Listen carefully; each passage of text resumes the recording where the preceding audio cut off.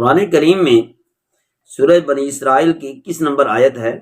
وَلَا تَقْتُلُوا أَوْلَادَكُمْ خَشْيَةَ إِمْلَاقٍ نَحْنُ نَرْزُقُهُمْ وَإِيَّاكُمْ إِنَّ قَتْلَهُمْ كَانَ خِطْئًا كَبِيرًا،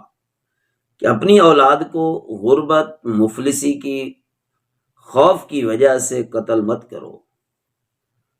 کیونکہ ہم ان کو بھی رزق دیتے ہیں اور تمہیں بھی رزق دیتے ہیں، ان کا قتل کرنا بہت بڑی خطا ہے۔ آج کل بلکہ بہت عرصہ پہلے سے یہ فیملی پلاننگ سسٹم مسلمان ملکوں کے اندر بھی آ چکا ہے۔ بے شک یہ بات وہاں سے اٹھی کہ میں نے اپنے مدرسے کے اندر، یوں سمجھے گھر کے اندر ایک مدرسہ کھولا ہے، مدرسے کے اندر ایک سسٹم، ایک نظام چھوٹا سا بنایا ہے کہ ہمارے خاص طور پر گھریلو جو کوتاہیاں ہیں، خطائیں ہیں، جن کی وجہ سے ہمارا گھریلو سسٹم ابتری کا شکار ہے، ان کو سیٹ کرنے کے لیے اخلاقیات یا حسن اخلاق کورس کا نام دے دیں، اس کے اندر قرآن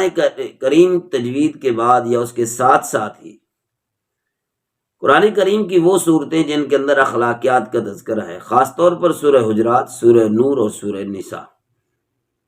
ان کو ہم الٹا پڑھاتے ہیں، یعنی پہلے سورہ حجرات پڑھاتے ہیں، پھر سورہ نور اور پھر سورہ نساء۔ اگر انسان سمجھنے والا ہو تو کافی حد تک انسان کو پتہ چل جاتا ہے۔ اس سے پہلے ہم اردو کے اندر اخلاقیات، سنتیں وغیرہ وغیرہ پڑھاتے ہیں، اور سیکنڈ ٹائم 2 گھنٹوں کے اندر، تو ان سے جو حالات ہمیں معلوم ہوئے ہیں وہ میں آپ سے شیئر کرنا چاہتا ہوں کہ آج کل ہماری عورتیں اپنی فٹنس کو، اپنے حسن کو، اپنے چہرے کے رنگ کو، کلر کو، گلائی کو صحیح معنوں میں برقرار رکھنا چاہتی ہیں۔ اس کے لیے ان کو بڑھاپے کے اندر جتنی بھی مصیبتیں جھیلنی پڑیں وہ جھیلنے کو تیار ہیں، لیکن اپنے حسن اور طبی فٹنس کو برقرار رکھنا ان کے لیے ضروری بن چکا ہے۔ کپڑے پہنے تو اچھے لگیں، کوئی ہمیں دیکھے تو ہمیں اچھا سمجھے، ہمیں کسی قسم کا صحت کا گلہ نہ دے، جبکہ حقیقت یہی ہے کہ بچے پیدا کرنا ایک فطرتی نظام ہے۔ جس طریقے سے مینسز کو روک لینے سے نقصان ہوتا ہے،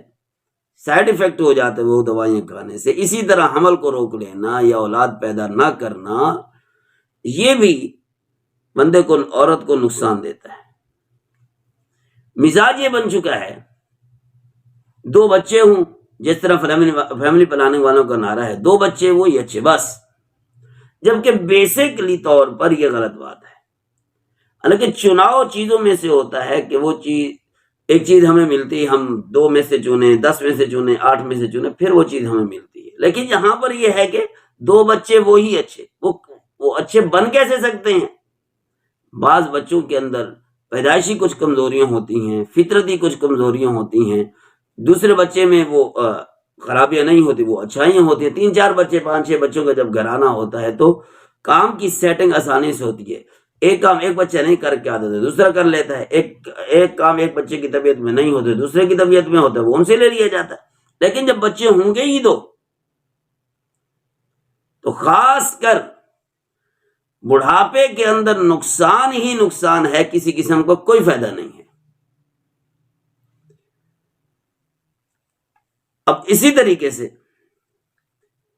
ساتھ ساتھ یہ نقصان کہ بچوں کے پیدائش میں زیادہ وقفہ، یہ بھی نقصان ہے، کیونکہ ان کے آپس میں انگیجمنٹ نہیں ہوتی، آپس میں ہم عمر نہیں ہوتے۔ ایک 5 سال کا بچہ ہے تو دوسرا ہے 25 سال کا بچہ، تو یہ کیسے ہم آہنگی ہوگی؟ میرے ایک دوست ہیں، میرے پاس ان کے بچے پڑھتے بھی رہے ہیں، بچی اس کی عمر تقریباً تھی 8-10 سال، اور ان کا بچہ اس سے بڑا تھا، اس کی عمر تھی 20 سال۔ تو بچہ کھیلتا بہن کے ساتھ تو بہن کو برا لگتا، بہن کھیلتی بھائی کے ساتھ، اس کی آرام کے ٹائم میں اس کا خلل پڑتا، اس کے اپنے مذاق، اس کا اپنا مزاج، تو آج تک ان کی سیٹنگ نہیں ہو سکی۔ پھر یہ کہ فیملی پلاننگ سسٹم جو ہے یہ نقصان دہ کیوں ہے؟ سب سے پہلے تو حدیث ہے، نبی پاک علیہ السلام نے فرمایا تزوج الودود الودود فانی مکاثر بکم الامم، او کما قال صلی اللہ علیہ وسلم، کہ تم محبت کرنے والی عورت سے شادی کرو، اور جس خاندان میں بچے زیادہ پیدا ہوتے ہوں ان سے شادی کرو، میں تمہاری وجہ سے دوسری امتوں پر فخر کروں گا کہ میری امت باقی نبیوں کی امتوں سے زیادہ ہے۔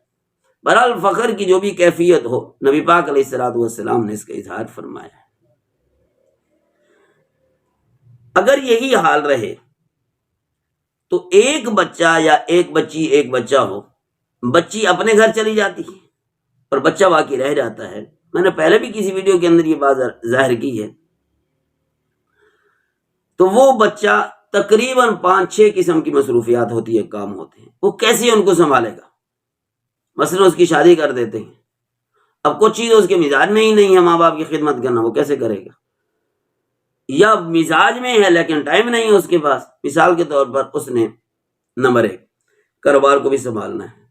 اس نے اپنے والدین کو بھی سنبھالنا ہے، اس نے اپنے سسرال کے پاس بھی جانا ہے،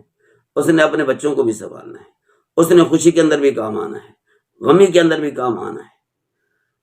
اور یہ جتنے کام، یہ 5-6 کام ہو گئے۔ اب ایک بندہ ایک بچہ کیسے سمے پورا ہو سکے گا؟ کاروبار تو آج کل ایسے ہیں کہ وہ 24 گھنٹے مانگتے ہیں، 24 گھنٹے نہ دیے جائیں یا 12 گھنٹے 18 گھنٹے نہ دیے جائیں، وہ کاروبار چل ہی نہیں سکتا، بلکہ کاروبار ہی ایسے ہیں کہ وہ 2 بندوں کے بغیر 3 بندوں کے بغیر کاروبار نہیں ہوتا۔ تو اس بچے کی کاروباری لیول پہ گروتھ ہوگی کیسے؟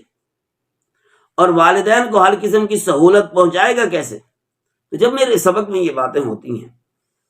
اور میں اچھے خاصے انداز کے اندر، ایک فلسفیانہ انداز کے اندر بھی، عقلی طریقے سے بھی، کیونکہ دنیا داری جو آج جو ہے نا، یہ سکول و کالج کے پڑھے ہوئے وہی زیادہ فیملی پلاننگ کو پروموٹ کرتے ہیں اور اس کے اوپر عمل بھی وہی زیادہ کرتے ہیں، وہ عقل کی بات ذرا زیادہ سمجھتے ہیں، قرآن و حدیث کی بات کو ذرا دیر سے سمجھتے ہیں۔ میں نے ان کو یہ سمجھایا کہ یہ 5-6 موٹے موٹے کام ہیں، اور ہر ایک فوت کی ہو جائے، مثال کے طور پر سسرال میں جب ایک میں 3 دن تو بندہ کہیں بھی جا نہیں سکتا، اور کاروبار میں جائے تو پھر یہاں نہیں آ سکتا، تو کیسے کرو گے تم لوگ؟ تو یہ چیزیں، اور بچوں کے